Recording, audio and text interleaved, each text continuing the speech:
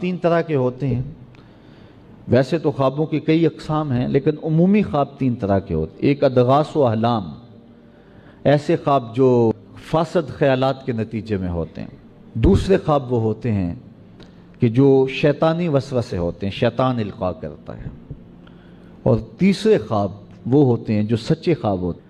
اچھے خوابوں کے بارے میں حکم ہے کہ وہ صالح لوگوں کو بیان کر دیے جائیں، اور برے خوابوں کے بارے میں حکم ہے کہ وہ بیان نہ کیے جائیں.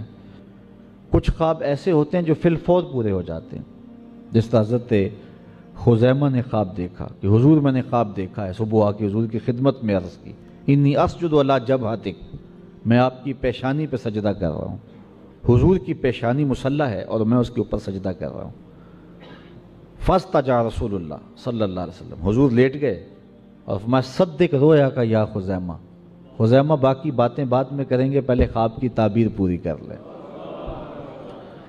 تو کبھی ایسا ہوتا ہے رات کو خواب دیکھا، دن کو تعبیر مل گئی، اور کبھی خواب کی تعبیر پہنچتے پہنچتے اس کی منزل تک پہنچتے پہنچتے برس ہا برس لگ جاتے. اب خواب کچھ محض اوہام وہم کا سبب ہوتے ہیں، ان کے اسباب، ان کے پیچھے جو محرکات ہیں خواب کے وہ اوہام ہیں، فاسد خیالات ہیں، نفسیاتی بیماری ہے.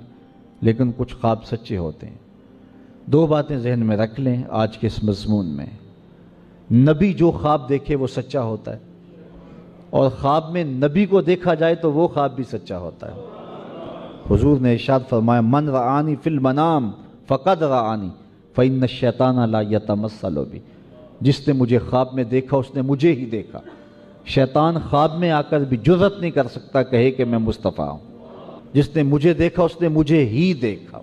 حضرت امام بوصیری سوئے، مقدر جاگا، حضور کی زیارت نصیب ہوئی.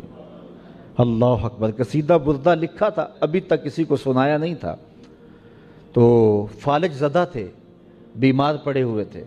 بادشاہوں کے قصیدے ساری زندگی شرف الدین بوصیری لکھتے رہے.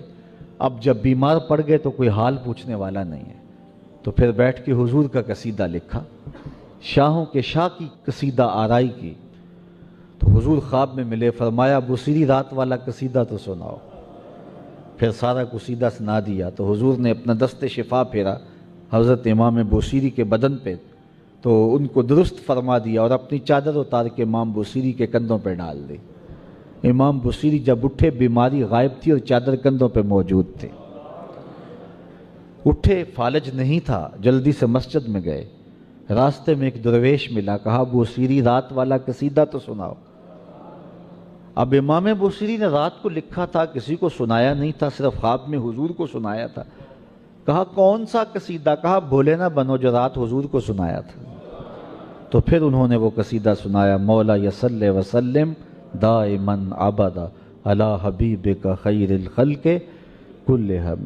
اللہ اکبر. تو جس نے حضور کو خواب میں دیکھا اس نے حضور کو دیکھا.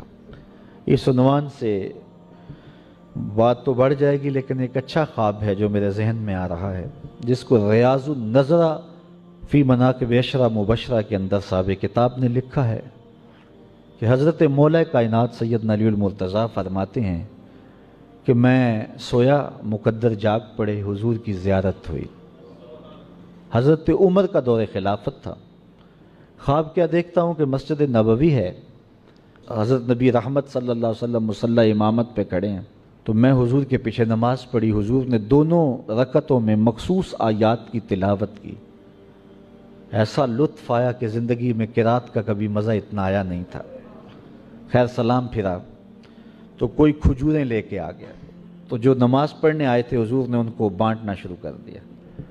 حضرت مولا کائنات کہتے ہیں کہ میری باری آئی تو حضور نے مجھے بھی کھجور عطا کی. میں نے حضور سے کھجور وصول کی اور میں خواب میں ہی کھانے لگا. اتنا لطف آیا کہ کھجور کا بھی اتنا مزہ کبھی نہیں آیا تھا. اچھا کہتے ہیں کہ میرا جی چاہا کہ میں حضور سے ایک کھجور اور مانگ لوں، لیکن ادب حیا مانے رہا کہ جب سب کو ایک ایک عطا کر رہے ہیں تو تجھے دو کیوں دیں گے. تو کہتے ہیں میں خاموش رہا، لیکن دل مچلتا تھا کہ کھجور ایک اور عطا کر دیں. تو کہتے ہیں اسی اثناء میں میری آنکھ کھل گئی. آنکھ کھلی تو کھجور کا ذائقہ منہ میں موجود تھا. جس نے حضور سے کچھ خواب میں وصول کیا حقیقت میں وہ حضور نے ہی عطا کیا۔ تو کہتے ہیں کہ مسجد میں اذان گونج رہی تھی، میں نے وضو کیا، سنتیں پڑھی اور مسجد نبوی میں جا پہنچا۔ حضرت عمر نماز پڑھا رہے تھے اور جو صورتیں خواب میں نے حضور کو تلاوت کرتے سنا وہی حضرت عمر کر رہے تھے۔ میں سمجھ گیا رات والے خواب کی تعبیر مل رہی ہے۔ سلام پھرا، میرے دل میں آیا شاید کوئی کھجوریں بھی لے کے آ جائے، تو ایک آدمی کھجوروں کا ٹوکرا لے کے آ گیا۔ حضرت عمر بھی کھجوریں بانٹنے لگے۔ بانٹتے بانٹتے جب میرے تک آئے تو مجھے بھی کھجور دی، میں نے وصول کی اور منہ میں رکھا، رات والا ذائقہ تازہ ہو گیا۔ حضور سے تو مانگ نہ سکا لیکن حضرت عمر سے تو دوستانہ تھا۔ میں نے کہا عمر ایک کھجور سے کام نہیں چلے گا، مجھے تو ایک کھجور اور دو۔ تو جناب عمر نے معنی خیز نظروں سے میری جانب دیکھا اور پھر مسکرا کے بولے علی حضور نے دی تھی کہ میں بھی دوں؟ جب حضور نے ایک دی تھی تو میں بھی ایک ہی دوں گا۔ تو کچھ خواب ایسے ہوتے ہیں، خواب ہوتے ہیں، اور کچھ خواب ایسے ہوتے ہیں کہ وہ حقیقتوں کا روپ دھار لیتے ہیں۔